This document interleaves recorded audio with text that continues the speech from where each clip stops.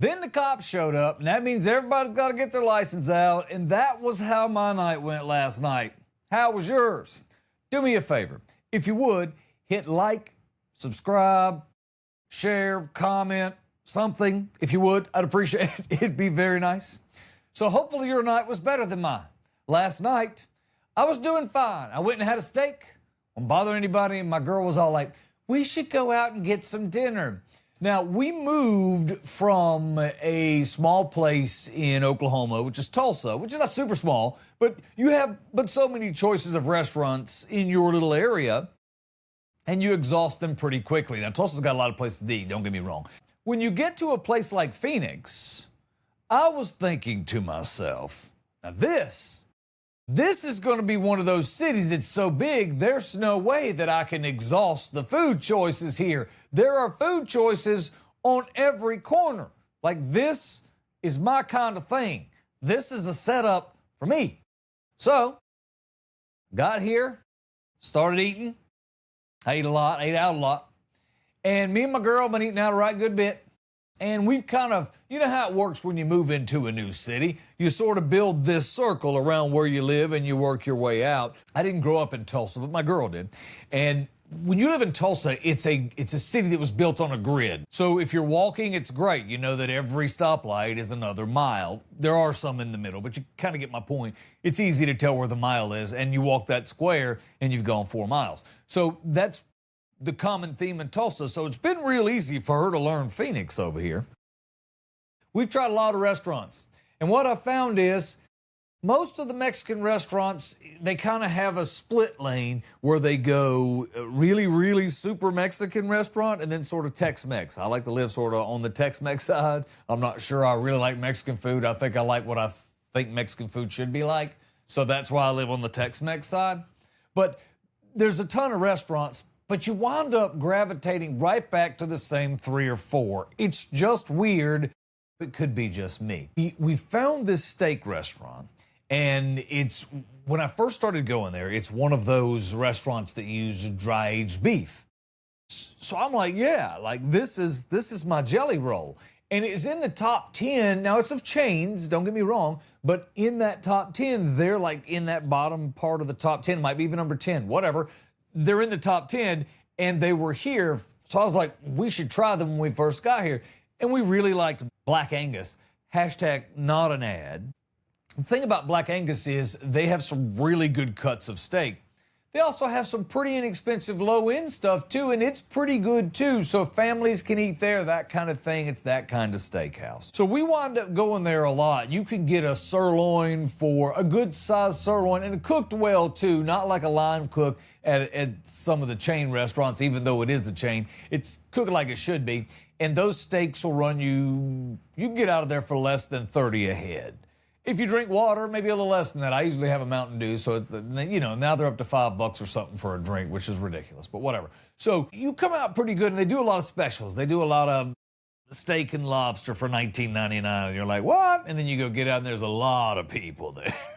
So we sat down last night, we had a steak, everything was going good, we're on our way home, and what I realized is we don't drive a lot at dark.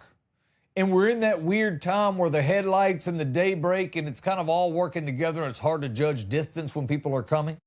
We're doing fine. We get to the red light, everything's okay. We turn on the red light, still everything is going okay. I'm not driving.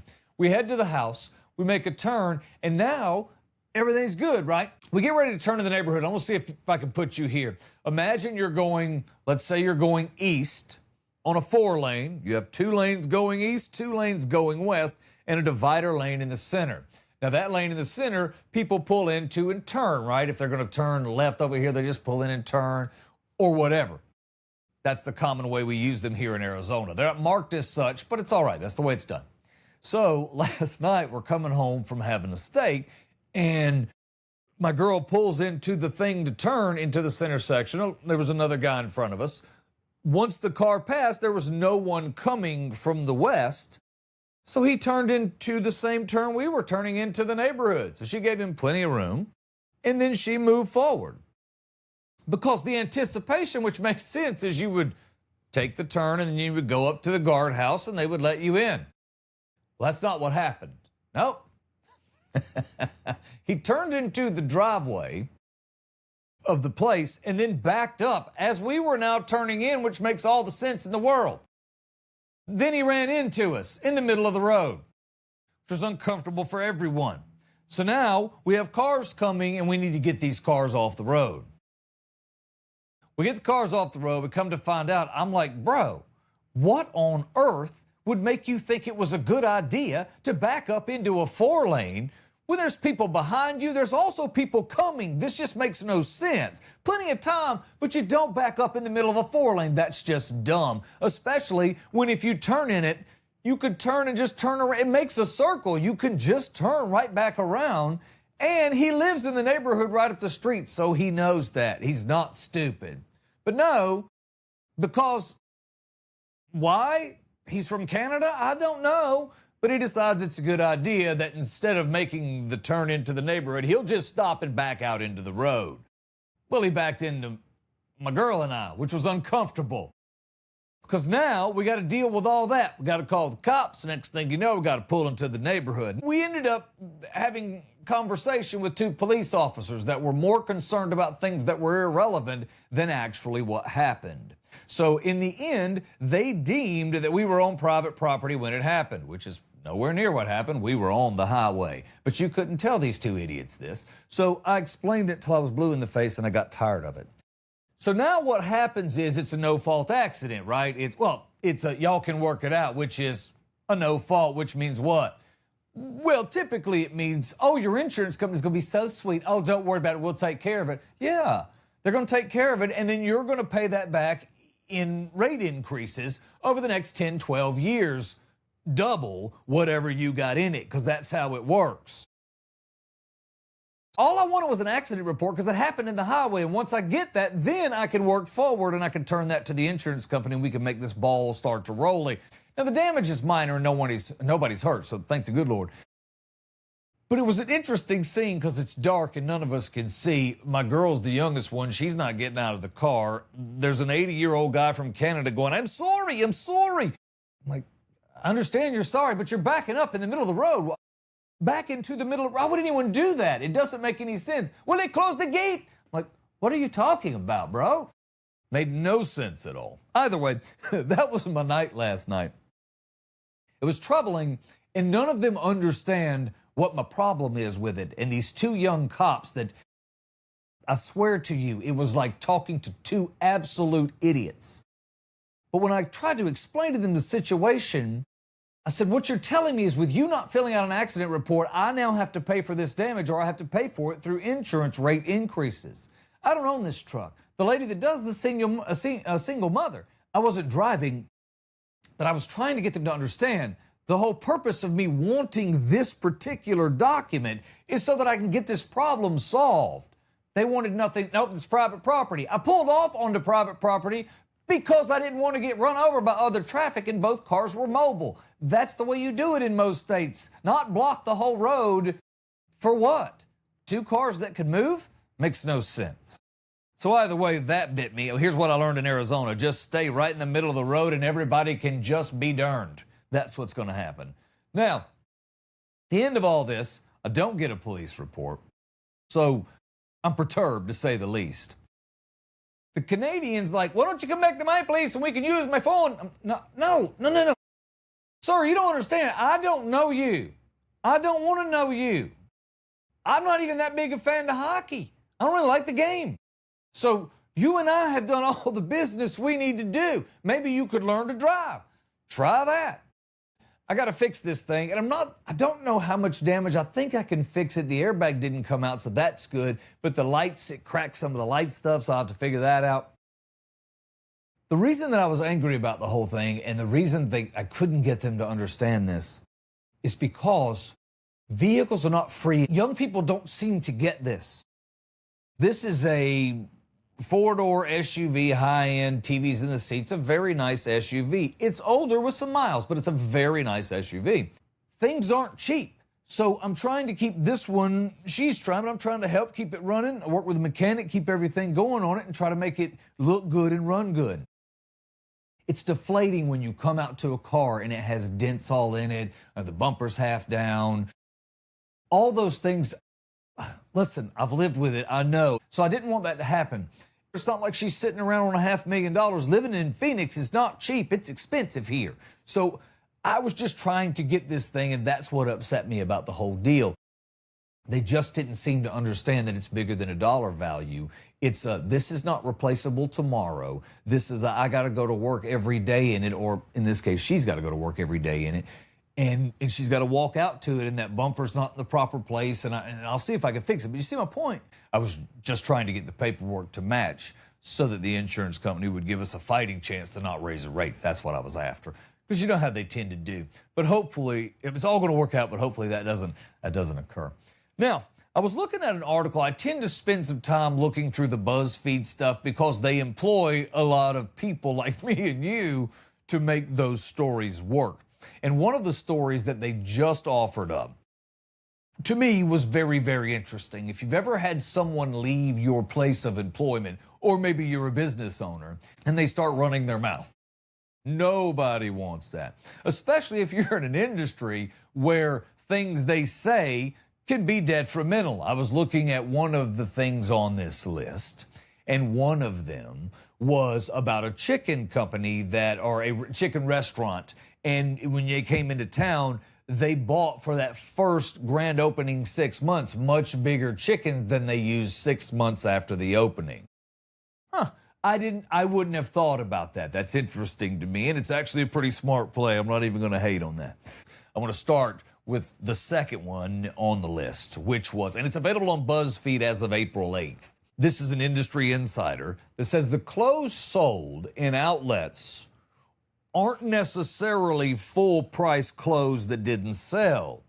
They're often a cheaper version made in another country at a far steeper discount, or they're making much more money on it. Does that make sense?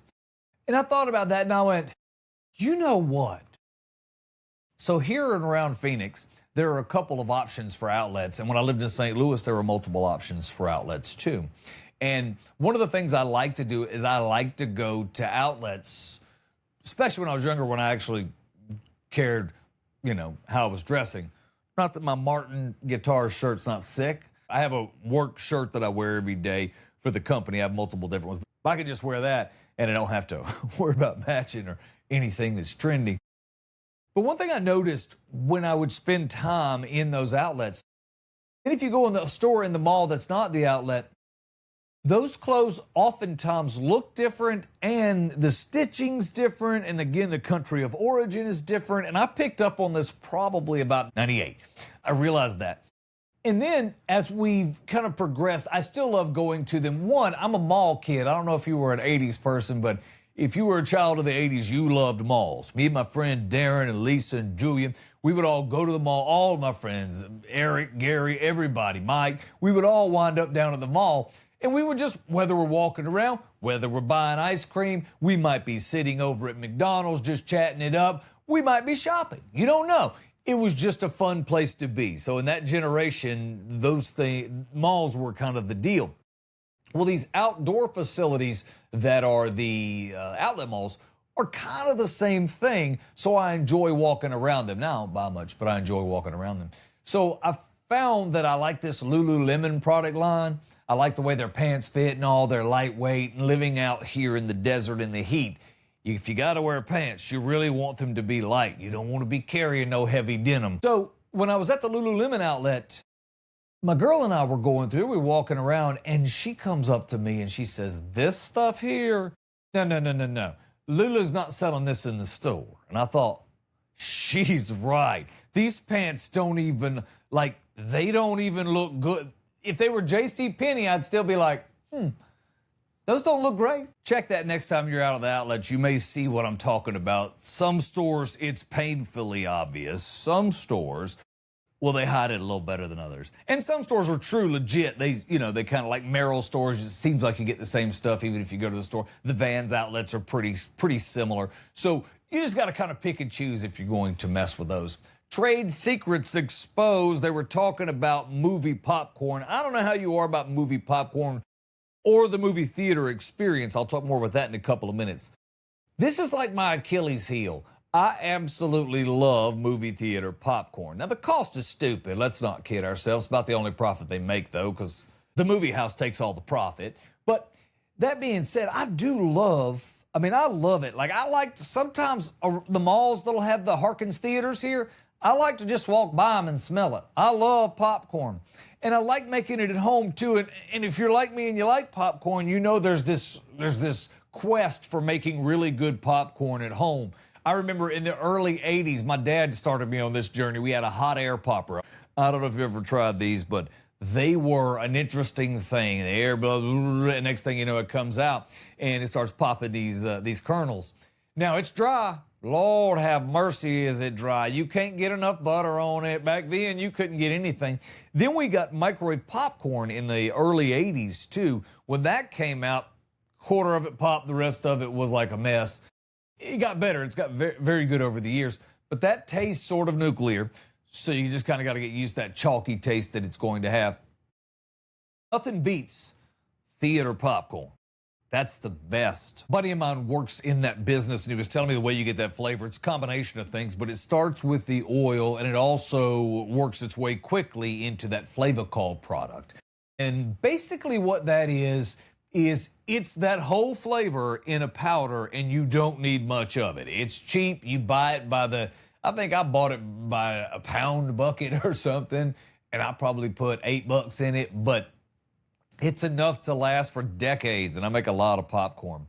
But basically, if you do make popcorn at home, try this stuff. Hashtag not an ad, I don't care. But you can buy it on Amazon or wherever. I bought one of those salt shakers, the metal ones, so I could shake it like, you don't want much. Let me tell you, you overdo it, it's hard to eat. But if you've never tried it, that's the trick if you want to make good popcorn at home. Just go light till you figure it out. The Flavacol stuff is very, very interesting. They were talking about secrets exposed on BuzzFeed as people left their work or the industry they were working in. Did you know that the seats were staggered in size? Wide, narrow, wide. If you knew that, I was today years old when I found out. I did not know that. Had no idea. Never thought about it. And it's funny now that I think about it, when I'm sitting at Harkins, the seat backs, they are different. I like the stadium seating places. I don't like, though, when they put the glass, to keep people from falling there on the railing. It sits like right here, and then I'm trying to look at the movie, and I'm watching half glass, and then, that just messes me all up. But those chairs are interesting in that. I don't know how you do the movie theater experience. We were talking about that a few minutes ago. We were talking about it at work today, too.